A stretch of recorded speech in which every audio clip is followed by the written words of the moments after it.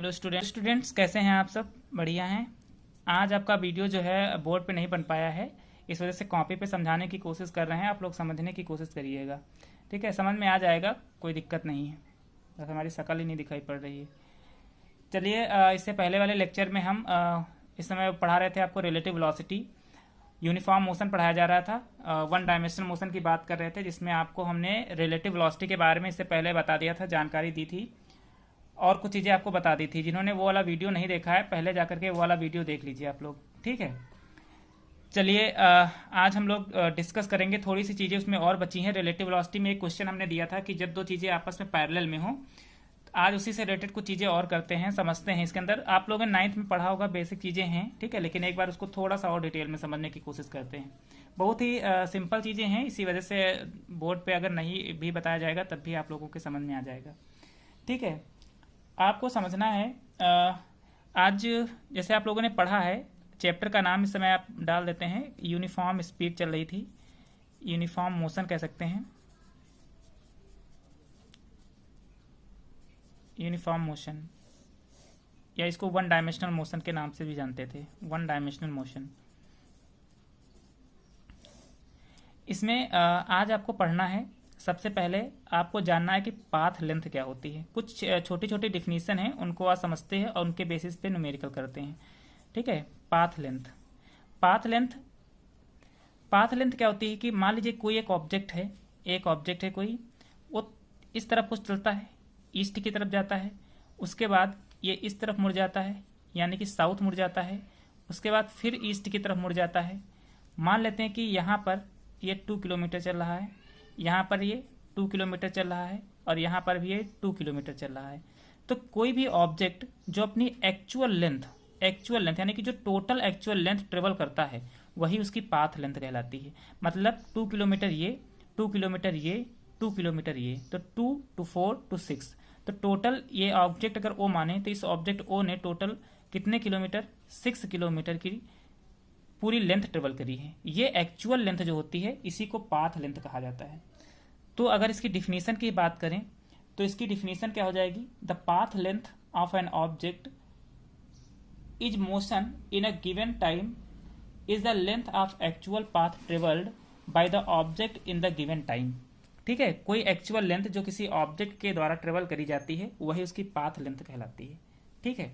जैसे कि अगर हम बात करें, जैसे कोई एक ऑब्जेक्ट है, वो यहाँ से चलना स्टार्ट करता है, ए से चलता है बी से जाता है सी, और सी से फिर पहुंच जाता है कहाँ पर? ए पर। तो मान लेते हैं यहाँ से इसने एक्स चला, फिर वाई चली, और उसके बाद ये सी यहाँ पर नहीं, यहाँ पर मान लेते हैं, और इसके बाद जेड। तो टोटल इसकी जो पाथ लेंथ होगी हमारे पास, जो इसकी टोटल पाथ लेंथ होगी, वो हो जाएगी X plus Y plus Z, ठीक है? मतलब टोटल यहाँ से यहाँ तक की, ए से लेकर के बी तक, बी से लेकर के सी तक, और ये पूरी इसकी पाथ लेंथ हो जाएगी, एक्चुअल लेंथ इसकी कहलाती है, ठीक है? इसी को पाथ लेंथ कहा जाता है। इसी टाइप से कोई, जैसे मान लीजिए कोई एक सर्कुलर पाथ पे कोई चक्कर लगा रहा है इस तरीके से, और ये इसका ओरिजिन पॉइंट है, यहाँ से मान लीजिए उसने चलना स्टार्ट किया, ठीक है?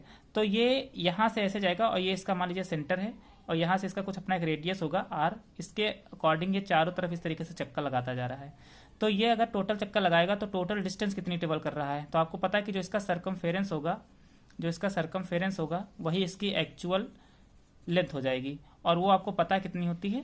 2 पाई आर, ठीक है? यहाँ पर अगर रेडियस आर है तो इसको 2 पाई आर कर लीजिए। तो ये इतना टोटल जो इसकी एक्चुअल लेंथ होगी, यही इसका क्या होगी? पाथ लेंथ होगी। तो आए समझ में पाथ लेंथ क्या होती है? चलिए, अब हम बात कर लेते हैं, इसके बाद बात करते हैं डिस्टेंस। आप लोग नोट डाउन भी करते जाइएगा, डिस्टेंस क्या होती है? डिस्टेंस का मतलब होता है कि टोटल लेंथ, जो टोटल लेंथ ट्रेवल करता है कोई भी object, total path length travelled by an object is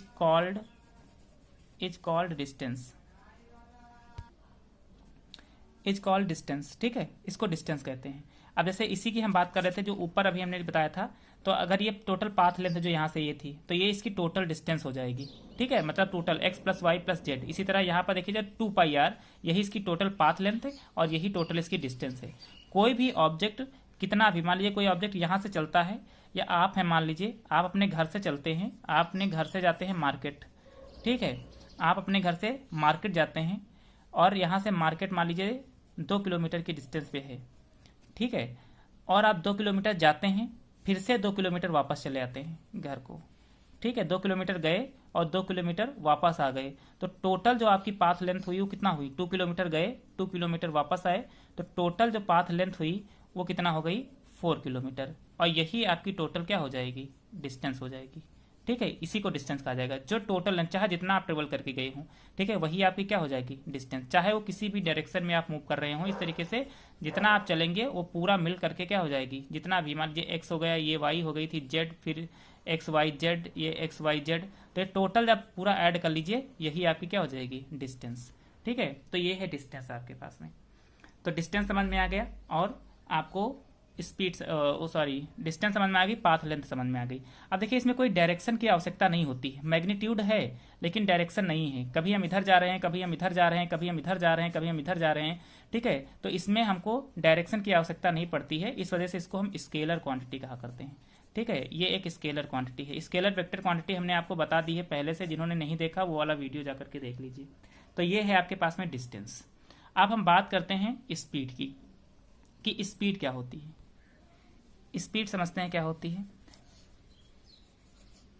speed formula होता है सिंपल, आप लोगों ने पढ़ा है, 9th में पढ़ा है, बहुत बार पढ़ चुके हैं। Speed is equal to distance upon time. Distance upon time मतलब पर्टिकुलर एक टाइम पीरियड पर कितनी डिस्टेंस ट्रेवल करी गई है, वही उसकी क्या हो जाएगी, स्पीड। पर्टिकुलर टाइम पीरियड पर कितनी डिस्टेंस ट्रेवल करी गई है, वो उसकी क्या हो जाएगी, स्पीड। तो अगर हम इसको v से डिनोट करें तो speed is equal to D से डिस्टेंस हो जाएगा और टाइम से कितना, टी। तो ये फॉर्मूला बन जाएगा v is equal to D upon T. क्योंकि बात यहाँ पर डिस्टेंस की कर रहे हैं, इस वजह से स्पीड भी यहाँ पर क्या होगी, एक स्केलर क्वांटिटी होगी, मतलब इसमें भी डायरेक्शन की आवश्यकता नहीं होगी। अगर हम इसके यूनिट की बात करते हैं तो इसकी यूनिट क्या हो जाएगी, इसकी यूनिट मीटर पर सेकेंड, क्योंकि एम के सिस्टम में डिस्टेंस लेंगे एम मीटर और ये टाइम हो जाएगा सेकेंड। अगर हम इसकी डायमेंशन की बात करते हैं तो डायमेंशन इसकी क्या हो जाएगी, आपको पता है कि मीटर की क्या होती है एल, और पर सेकेंड का मतलब कितना हो गया टी, तो ये टी ऊपर जाएगा तो कितना हो जाएगा एल टी माइनस 1। ये डायमेंशन में आप लोगों ने पढ़ भी रखा है, ठीक है, एल टी माइनस 1। ये हो गई स्पीड। अब स्पीड के भी कई सारे टाइप हमारे पास होते हैं। सबसे पहला हमारे पास, अगर हम इसमें बात कर लेते हैं स्पीड में, सबसे पहले स्पीड की बात करें जो, वो हमारे पास होती है, एक तो सिंपल स्पीड की बात कर लें, उसके बाद हमने बात करना है यूनिफॉर्म स्पीड की। आपको ये कायदे से समझना है, इसके बाद आपको इसके ग्राफ भी समझने होंगे, ठीक है। यूनिफॉर्म स्पीड, यूनिफॉर्म स्पीड का मतलब क्या है, इसके नाम से पता लग रहा है यूनिफॉर्म। यूनिफॉर्म का मतलब एक जैसा, ठीक है।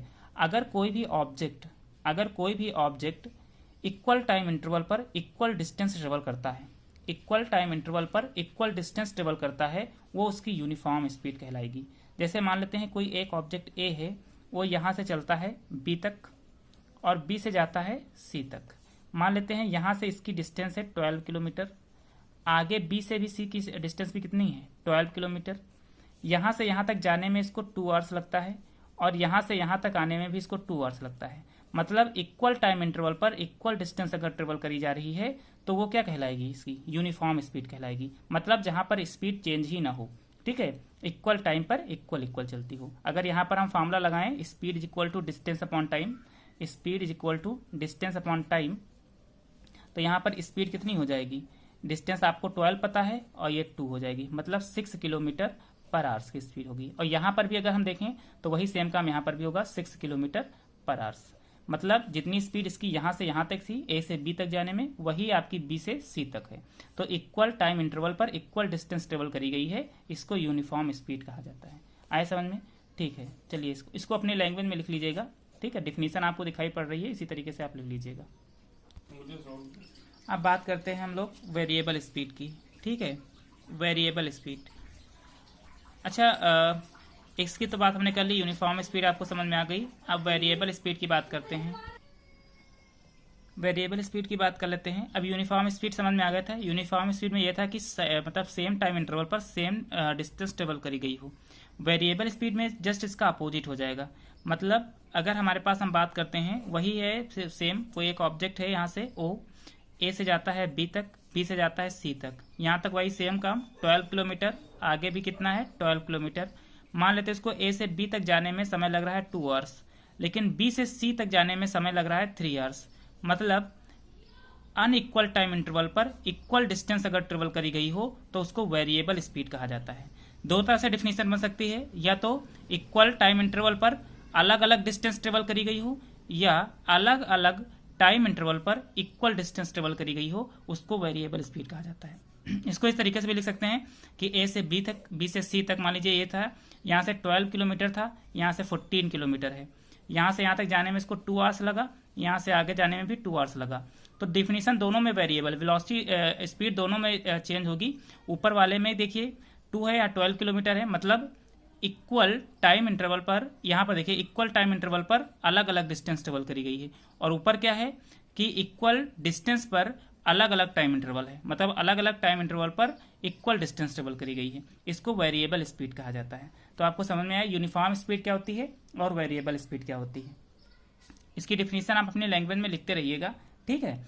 इसका मतलब समझ लीजिएगा वही कि इक्वल टाइम इंटरवल पर अनइक्वल डिस्टेंस ट्रेवल करी गई हो, या अनइक्वल डिस्टेंस पर इक्वल टाइम इंटरवल पर कोई डिस्टेंस ट्रेवल करी गई हो, उसके बेसिस पर ही आप वेरिएबल स्पीड को डिफाइन करेंगे। इसके बाद आपके पास में आती है एवरेज स्पीड, ठीक है। एवरेज स्पीड क्या होती है उसको समझते हैं। एवरेज तो आप लोगों को पता है। एवरेज स्पीड का मतलब क्या है कि जैसे मान लेते हैं कि जैसे हमने टोटल डिस्टेंस ट्रेवल कर ली, मान लीजिए कहीं इधर गए, फिर इधर गए, फिर इधर गए, फिर ऊपर, फिर इधर, यहाँ से यहाँ तक मान लीजिए 12 किलोमीटर गए थे, कुछ समय यहाँ पर लगा, मान लीजिए 2 आवर्स लगा। उसके बाद यहाँ से यहाँ तक जाने में मान लीजिए हमको 10 किलोमीटर जाना था, टाइम यहाँ पर भी 2 आवर्स लगा। यहाँ से यहाँ तक मान लीजिए आपको जाना था 12 किलोमीटर, लेकिन अब की बार टाइम 1 घंटा लगा, ठीक है, 1 आवर्स लगा। इस तरह से मतलब, तो अब इसमें कोई स्पीड तो यहाँ पर स्पीड कुछ और होगी, यहाँ स्पीड कुछ और होगी, यहाँ स्पीड कुछ और होगी।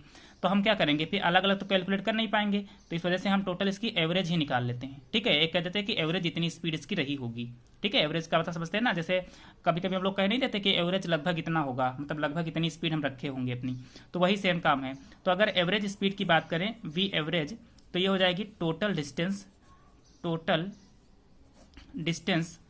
ट्रेवल्ड बाय द ऑब्जेक्ट, जितना टोटल डिस्टेंस ट्रेवल करी गई हो, टोटल टाइम इंटरवल लगता है, जितना टोटल टाइम लगा हो, ठीक है। ये हो जाएगी इसकी क्या, एवरेज, मतलब total distance upon total time, ये इसकी एवरेज स्पीड हो जाएगी।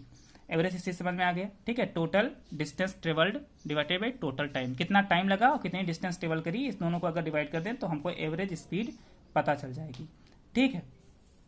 उसके बाद हम बात कर लेते हैं, ये एवरेज स्पीड की बात हो गई। इसके बाद एक और होती है हमारे पास इंस्टेंटेनियस स्पीड, ठीक है। स्पीड की क्या मतलब होता है इसको समझिएगा बहुत अच्छे से, थोड़ा इंपॉर्टेंट है।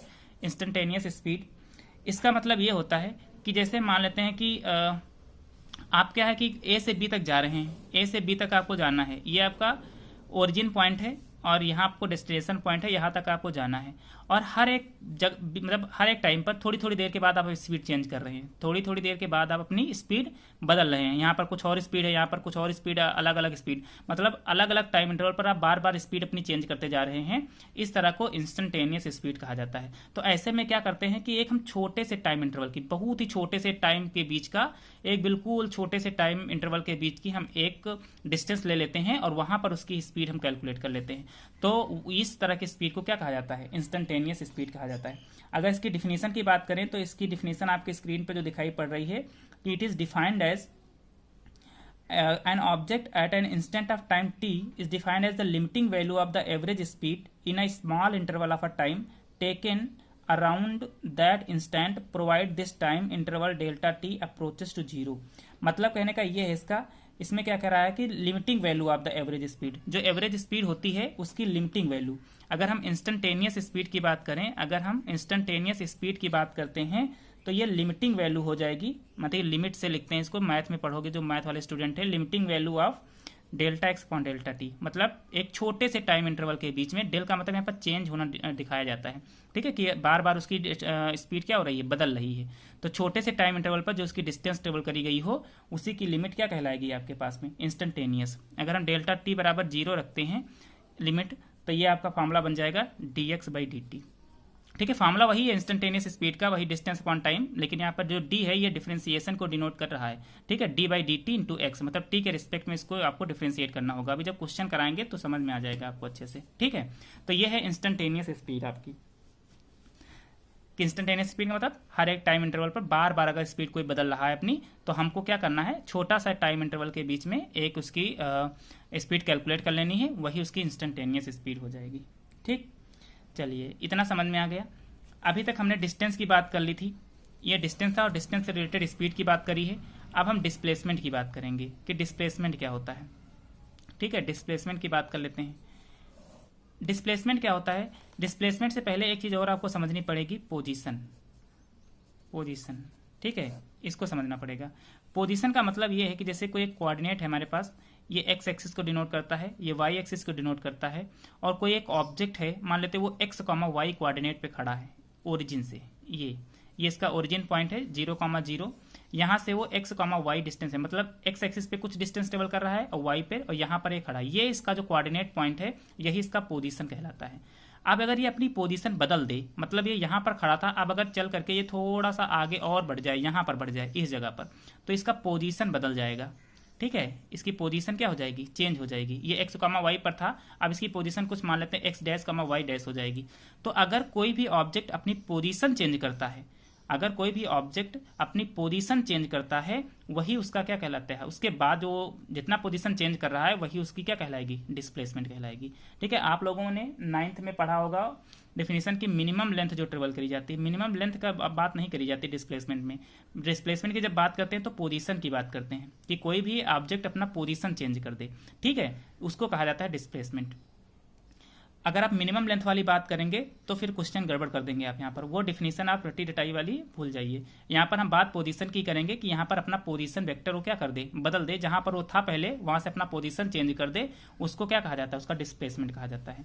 मतलब अगर हम डिफरेंस की बात करते हैं तो जब हम डिस्प्लेसमेंट कैलकुलेट करेंगे, तो डिस्प्लेसमेंट कैलकुलेट करने के लिए आपको फाइनल डिस्टेंस में से, जितना फाइनल डिस्टेंस ट्रेवल करी गई है उसमें से इनिशियल को क्या कर देना होगा, माइनस कर देना होगा, ठीक है। तो आपको डिस्प्लेसमेंट पता चल जाएगा, ठीक है, डिस्प्लेसमेंट पता चल जाएगा। अब होता क्या है कि अगर हम डिस्टेंस और डिस्प्लेसमेंट में थोड़ा सा अंतर देखें तो क्या होता है, डिस्टेंस कभी भी आपकी नेगेटिव नहीं हो सकती। डिस्टेंस चाहे आप इधर ट्रेवल करिए, चाहे उधर, चाहे उधर, चाहे उधर, चाहे आप फिर से वापस आइए जाइए, लेकिन डिस्टेंस हमेशा क्या रहती है, पॉजिटिव रहती है। डिस्टेंस कभी चेंज नहीं होगी, डिस्टेंस ऑलवेज पॉजिटिव रहेगी, क्योंकि डिस्टेंस हमेशा ऐड होती चली जाती है। पाथ लेंथ की जब बात करेंगे तो वो हमेशा ऐड होती चली जाएगी, लेकिन डिस्प्लेसमेंट हमारा नेगेटिव हो सकता है, पॉजिटिव भी हो सकता है और जीरो भी हो सकता है। वो कैसे होता है उसको समझते हैं। चलिए डिस्प्लेसमेंट में बात करते हैं। सबसे पहले बात करते हैं पॉजिटिव डिस्प्लेसमेंट की, ठीक है, कि पॉजिटिव डिस्प्लेसमेंट क्या होता है, कैसे बताएंगे कि डिस्प्लेसमेंट पॉजिटिव है। एक सिंपल सा एग्जांपल से समझिएगा इसको थोड़ा सा। पॉजिटिव डिस्प्लेसमेंट की बात करते हैं, जैसे मान लेते हैं कि एक कोई आदमी है, ठीक है, एक आदमी है और ये यहाँ से ओरिजिन पॉइंट से चलना स्टार्ट कर रहा है कोऑर्डिनेट एक्सिस पर ऐसे करके, ठीक है, ये इसका ओरिजिन पॉइंट है ओ, और ये स्ट्रेट लाइन मोशन कर रहा है, क्योंकि हम वन डायमेंशनल मोशन की बात कर रहे हैं, तो ये एक ही डायरेक्शन में मान ली जा रहा है एक्स एक्सिस में। ये पॉइंट कहीं पर ए है और ये पॉइंट बी है और ये पॉइंट एक्स एक्सिस है। मान लीजिए इसको ओ एक्स लाइन पर, ये स्ट्रेट लाइन पर ट्रेवल कर रहा है ओ एक्स पर। अब इसको ए से बी तक जाने में, इसको टाइम टी लग रहा है, ठीक है, टी टाइम ए से बी तक लग रहा है। अब ये बी पॉइंट पे पहुंच गया है। मान लेते हैं कि इसकी यहाँ से डिस्टेंस ये एक्स आई है, इनिशियल डिस्टेंस इसकी ये हो जाएगी, और फाइनल डिस्टेंस जो इसकी होगी, फाइनल सॉरी गड़बड़ हो गया, ये इसकी फाइनल डिस्टेंस हो जाएगी, बी पे पहुंचा है, और ये इसकी इनिशियल डिस्टेंस हो जाएगी ए पर। तो अगर हम बात करते हैं कि इसमें डिस्प्लेसमेंट कितना हुआ है, डेल्टा एक्स डिस्प्लेसमेंट, ये डेल का मतलब चेंज डिनोट करता है फाइनल माइनस इनिशियल। तो फाइनल कितना है, O B, final O B है, और उसमें से माइनस आपको कितना करना है, ओ ए, मतलब एक्स फाइनल में से, और इनिशियली तो माइनस कर ही जाती है डिस्टेंस, तो तो ये इसका आप डिस्प्लेसमेंट निकल आएगा। ठीक है, इस तरीके से देखिए यहाँ से इसका पोजीशन होगा, ये एक्स एक्सिस से मान लीजिए इतना चला था, फाइनल यहाँ पर पहुंचा है, और ये इसका एक इनिशियल पॉइंट हो गया ए पर। ठीक है, तो ये फाइनल माइनस क्या कर दिया, इनिशियल कर लिया, तो हमको क्या पता चल गया, डिस्प्लेसमेंट। अब ऐसी कंडीशन में जो होगा एक्स एफ क्या होगा, ग्रेटर देन होगा किससे, इनिशियल से। इस वजह से ये आंसर का है में आएगा, पॉजिटिव में आएगा। आ गया समझ में, इसको कहा जाता है पॉजिटिव डिस्प्लेसमेंट। उसके बाद हम बात करते हैं नेगेटिव डिस्प्लेसमेंट की। इसको समझते हैं कि नेगेटिव डिस्प्लेसमेंट कैसे हो सकता है, डिस्प्लेसमेंट नेगेटिव कैसे हो सकता है। अब इसके न्यूमेरिकल करेंगे तो और आपको क्लियर हो जाएगा। जैसे मान लेते हैं वही सेम आदमी यहाँ पर ही है, ये इसका ओरिजिन पॉइंट मान लेते हैं यहाँ पर, और ये एक्स एक्सिस है, स्टेट लाइन मोशन वही कर रहा है। अब की बार ए पॉइंट यहाँ पर मानते हैं और बी यहाँ पर मानते हैं। अब की बार आदमी ए से बी तक गया है और ए से बी तक जाने में उसको टाइम टी लगा है। ध्यान रखिएगा, ए से बी तक जाने में इसको टाइम टी लगा है। तो ओरिजिन से फाइनल पॉइंट तो उसका ये हुआ ना, ओरिजिन से फाइनल पॉइंट ये हुआ। अब की बार हम उल्टा चलवा रहे हैं, देखिए इधर से उल्टा। अब की बार उसमें क्या हुआ था कि ओरिजिन से देखिए जा रहा था कोई आदमी इस तरफ, ठीक है, तो फाइनल पॉइंट ये था। अब की बार हम उल्टा एक्सिस से आ रहे हैं ओरिजिन की ओर, तो ए से कहाँ चले, बी पर। तो इनिशियल पॉइंट तो ये हुआ ना, ए से यहाँ तक चलना प्रारंभ किया ना, तो ए से बी तक का पॉइंट तो ये हुआ हमारे पास। तो इनिशियल तो हो गया ये, और फाइनल हुई ई। समझ में आ गई यार, क्योंकि हम उल्टा चल रहे हैं ना, तो इनिशियल पॉइंट ये हुआ आपकी बार हमारा। और जा किस तरफ रहे, ओरिजिन से। और हमने आपको बताया कि सारी की सारी वैल्यू कहाँ से ली जाएंगी, ओरिजिन से, क्योंकि पोजीशन कहाँ से लिया जाता है, हमेशा ओरिजिन से। तो ये क्या हो जाएगा आपका, ये इनिशियल हो गया, और ये क्या हो जाएगा, फाइनल। फिर से वही काम करेंगे, x final minus x initial, अगर डेल्टा एक्स निकालना है। अब ऐसी कंडीशन में देखिए कि ओरिजिन से जो ये डिस्टेंस होगी ये कम होगी, और ये डिस्टेंस देखिए ज़्यादा होगी। तो अब की बार कंडीशन में जो फाइनल डिस्टेंस है वो क्या होगी, छोटी होगी। एक्स एफ मतलब जो फाइनल डिस्टेंस होगी वो इनिशियल से छोटी होगी। तो ऐसी कंडीशन में क्या होगा कि जो भी आंसर आपका आएगा, अगर आपका फाइनल छोटा है, इनिशियल डिस्टेंस ज़्यादा है, तो फिर आंसर का है में आएगा, नेगेटिव में आएगा। तो इसको नेगेटिव डिस्प्लेसमेंट कहा जाता है। इसके बाद बात कर लेते हैं जीरो डिस्प्लेसमेंट की। जीरो डिस्प्लेसमेंट क्या होता है, जीरो डिस्प्लेसमेंट की अगर हम बात करें तो जीरो डिस्प्लेसमेंट क्या होता है, इसको समझते हैं। जीरो डिस्प्लेसमेंट का मतलब ये सिंपल है कि कोई एक आदमी है, ठीक है, ये यहाँ से चलता है, मतलब ओरिजिन से चला, और ये मान लेते एक्स डिस्टेंस पे गया, तो ये ओ एक्स गया और फिर से एक्स ओ क्या हो गया, वापस चला आया, मतलब उसी ओरिजिन पे वापस चला गया। मतलब ये इनिशियल पॉइंट अगर माने यहाँ तक गया और यहीं से फिर से क्या हो गया, वापस आ गया। तो अगर ऐसी कंडीशन में बात करते हैं तो x final minus x initial करें, जब एक्स एफ बराबर है एक्स आई के, ऐसी कंडीशन में क्या हो जाएगा, ये डिस्प्लेसमेंट जीरो हो जाएगा। तो ये डिस्प्लेसमेंट जीरो डिस्प्लेसमेंट की कंडीशन है। जैसे आप मान लेते हैं आप यहाँ पर खड़े हैं, आप मार्केट जाना है और आपका मार्केट 2 किलोमीटर है, आप मार्केट गए, यहाँ से 2 किलोमीटर मार्केट गए, मार्केट इस समय कोरोना वायरस की वजह से बंद है, आपका दिमाग खराब हुआ और दौड़ते हुए उधर से वापस फिर चले आए अपने घर को। तो अगर आपसे कहें कि डिस्टेंस कितनी हुई, तो डिस्टेंस तो आपने 4 किलोमीटर ट्रेवल कर ली अगर टोटल पाथ लेंथ की बात करें। लेकिन जब बात डिस्प्लेसमेंट की करेंगे तो डिस्प्लेसमेंट कितना हो गया, जीरो हो गया, क्योंकि आप पुनः उसी पोजीशन पे वापस चले आए। ठीक है, इसी तरीके से थोड़ा सा और डिस्प्लेसमेंट समझते हैं। जैसे कोई सर्कुलर पाथ पे इस तरीके से चक्कर लगा रहा है ऐसे, ठीक, तो अगर ये इसका रेडियस हमारे पास मान लेते हैं आर है, ये आर रेडियस है, इसका आर रेडियस, ये इसका पॉइंट करके वो यहाँ पर पहुँच गया, इस बी पॉइंट पर, ए से गया और कहाँ पहुँच गया, बी पर। तो उसने डिस्टेंस कितना ट्रेवल करी, अगर उसकी डिस्टेंस की बात करें तो डिस्टेंस तो ये ट्रेवल करी ना उसने, तो टोटल इसका कितना होता है, 2 पाई आर होता है। अब 2 पाई आर में केवल इतना आपको निकाल लेना, अगर एक बार देखा जाए तो 1/4 भाग होता है, तो 2 पाई आर बाई 4 कर देते हैं, तो ये हमको पता चल जाएगा इसको। ठीक है, तो इतना डिस्टेंस ट्रेवल करी। लेकिन अगर डिस्प्लेसमेंट की बात करें तो कितना हुआ, तो डिस्प्लेसमेंट ये डायरेक्ट ये इसका डिस्प्लेसमेंट हुआ। तो अगर ये डिस्टेंस आर थी, ये भी आर थी, तो डिस्प्लेसमेंट तो ए बी हुआ ना, ये तो A B equals to Pythagoras theorem लगाइए, अंडर रूट क्या हो जाएगा, R square plus R square, मतलब ये अंडर रूट 2 r² हो जाएगा आपके पास में, आर बाहर आ जाएगा तो r√2 हो जाएगा। ये टोटल इसका डिस्प्लेसमेंट हो जाएगा। इस तरीके से डिस्प्लेसमेंट कैलकुलेट किया जाता है। ठीक है, उसी तरीके से मान लेते हैं ये है ए बी, ये मतलब ट्रायंगल कोई बना है, अगर ए है, ए बी है, सी है, तो अगर ए से बी के बीच का डिस्प्लेसमेंट करें तो ये इसकी स्ट्रेट लाइन ही इसकी क्या हो जाएगी, इसका डिस्प्लेसमेंट हो जाएगा। ठीक है, तो इस तरीके से आप डिस्प्लेसमेंट कैलकुलेट कर सकते हैं। तो इन सबसे कंक्लूजन क्या निकल करके आया, मान लीजिए कोई आदमी ए से बी तक जाता है, ए से बी तक जाता है, और वो ऐसे ऐसे करके घूम फिर करके जा रहा है, या तो ऐसे करके जा रहा है, या किसी भी डायरेक्शन में वो ऐसे करके जा सकता है। तो जो ये हमारे पास हो गई, ये अगर हम डिस्टेंस की बात करते हैं तो डिस्टेंस क्या है, इस पे डिपेंड करता है कि वो पाथ कैसा ट्रेवल कर रहा है। मतलब अगर हम डिस्टेंस की बात करें तो डिस्टेंस में वो कौन सा पाथ, यानी कि शेप जो होगा, जो पाथ है, कैसा पाथ ट्रेवल कर रहा है, उस पर डिपेंड करेगा। ठीक है, पाथ डिपेंड करेगा, ठीक है। लेकिन जो डिस्प्लेसमेंट होता है वो बिल्कुल ये सीधा स्ट्रेट लाइन जो ए बी बनी हुई है ये इसका पोजीशन हो जाएगा। मतलब जो शॉर्टेस्ट डिस्टेंस होगी, जो शॉर्टेस्ट डिस्टेंस होगी वही उसका क्या कहलाएगी, डिस्प्लेसमेंट कहलाएगी। तो कई सारे फैक्टर हैं डिस्प्लेसमेंट के, हमने आपको पॉजिटिव वाला बताइए, जीरो वाला बता दिया, नेगेटिव वाला बता दिया, ये आपका सर्कुलर वाला भी बता दिया, ये पाथ वाला भी बता दिया कि डिस्टेंस पाथ पे तो डिपेंड करती है लेकिन डिस्प्लेसमेंट पाथ पे डिपेंड नहीं करती, वो सीधा एक स्ट्रेट लाइन बनता है। जो शॉर्टेस्ट डिस्टेंस होगी एक पॉइंट से दूसरे पॉइंट तक पहुंचने में, जो भी शॉर्टेस्ट डिस्टेंस होगी वही उसकी क्या कहलाएगी, डिस्प्लेसमेंट कहलाएगी। तो ये शॉर्टेस्ट डिस्टेंस एक डिफिनेशन ये भी बन सकती है जो आप लोगों ने पहले से पढ़ रखा, जो बताया था अभी पहले से, कि शॉर्टेस्ट डिस्टेंस जो होती है वही क्या कहलाती है, उसकी डिस्प्लेसमेंट, ठीक है। लेकिन एक्चुअली में जो डिस्प्लेसमेंट की डिफिनेशन होती है उसमें पोजीशन को चेंज करना होता है इसको। तो ये हो गया डिस्प्लेसमेंट, ठीक है, सारी चीज़ें समझ में आ गई। अब हम बात कर लेते हैं वेलोसिटी की, कि वेलोसिटी क्या होती है। अच्छा, वेलोसिटी भी क्या है, वेलोसिटी एक वेक्टर क्वांटिटी है, क्योंकि इसमें डायरेक्शन की आवश्यकता होती है। तो वेलोसिटी का फॉर्मूला सिंपल आप लोगों को पता है कि वेलोसिटी इज इक्वल टू क्या होता है, डिस्प्लेसमेंट अपॉन टाइम, ठीक है। उसमें डिस्टेंस अपॉन टाइम होता है, इसमें डिस्प्लेसमेंट अपॉन टाइम होता है। डिस्प्लेसमेंट है इस वजह से ये क्या होगी, वेक्टर क्वांटिटी होगी। तो वेलोसिटी है जैसे स्पीड की डिफिनेशन, उसी तरह से इसको जल्दी जल्दी समझना है, कुछ है नहीं।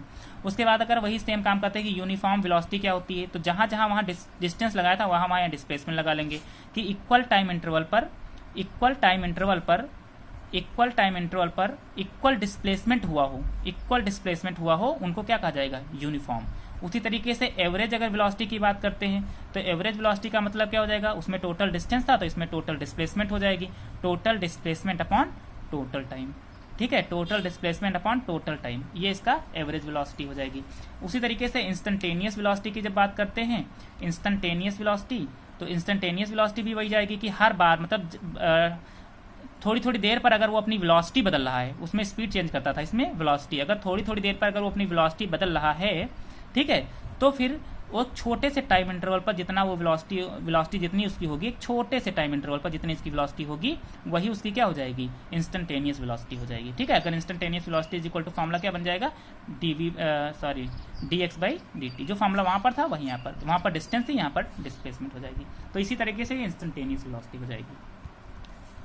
बाकी चीज़ें इसके न्यूमेरिकल कुछ बने हैं, न्यूमेरिकल आपको बोर्ड पर ही जब समझाएंगे तो ज़्यादा समझ में आएगा। ये थियरी पार्ट थोड़ा था, इसको आप लोगों ने समझ ही लिया होगा अच्छे से। न्यूमेरिकल जब हम आपको कल बोर्ड पे करवाएंगे, इस पे करवाएंगे तो समझ में नहीं आएंगे, जब बोर्ड पे करवाएंगे तो अच्छे से समझ में आएगा, ठीक है। तो कल हम आपको इसके न्यूमेरिकल कराएंगे, कल आपको न्यूमेरिकल कराएंगे, यही स्पीड से रिलेटेड करवाएंगे और वेलोसिटी से रिलेटेड न्यूमेरिकल करवाएंगे, और दूसरा आपको हम रिलेटिव वेलोसिटी के कुछ न्यूमेरिकल करवाएंगे, ठीक है। ये 2 न्यूमेरिकल होंगे, कल पूरा का पूरा लेक्चर न्यूमेरिकल पे बनेगा। चलिए आज के लेक्चर में बस इतना ही, ठीक है। आप लोग अच्छे से इसको पढ़िएगा, जो हमने बताया इसको नोट कर लीजिएगा। थोड़ी सी डिफिनीशन ही है, आप लोगों को थोड़ा बहुत पता था, थोड़ी बहुत जानकारी हमने आपको और दे दी है।